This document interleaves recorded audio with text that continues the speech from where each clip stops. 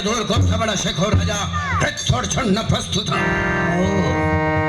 সঞ্জয় সিংহ, তুমি মনে করেছো অতর্কিত আক্রমণ করে আমাকে বন্দী করবে? না, এসো, তোমার যুদ্ধের সাথে আমি জন্মের মতো তাই হবে। এসো দেখি। জয় মা।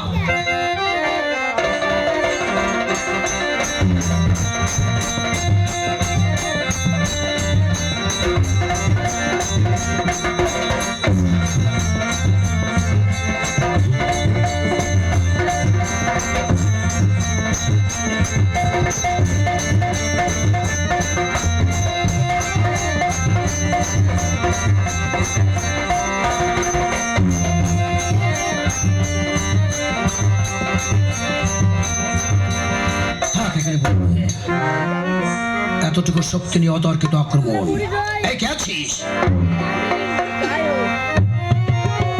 আমি আছি বাবা। কি মহারানী আপনি? বাবা, আমার দাদাকে তুমি মুক্তি করে দাও। আপনি কি বলছেন যে আমার শত্রু, আমি তাকে মুক্তি করে দেবো? বাবা, আমি তোমাকে পুত্রের অধিক ভালোবাসি। দা বাবা, আমার দাদাকে মুক্তি করে। বেশ, সঞ্জয় সিংহ, মুক্তি করে দিলাম। যাও, তুমি মুক্ত। তবে হ্যাঁ, মনে রেখো, আর কোনোদিন যদি এমনি ভাবে কোনো দেশ অতর্কিত আক্রমণ করো, সেই দিন কিন্তু তোমার দেহ থেকেই মুন্ডুটা আমি আলাদা করে দেবো। কথা জানো, স্মরণ থাকে। অপমান, অপমান, অপমান।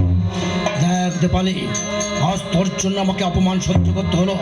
শোন, এই তরবারিখানা আমি তোর হাতে তুলে দিয়ে যাচ্ছি। তুই যদি কোনো দিন কোনো রূপে ওই শিকড়ের বুকে বসিয়ে দিতে পারিস, সেই দিন জানবো তুই আমার ভগ্নী, অন্যথা বলবো তুই শিকড়ের 5 আটা।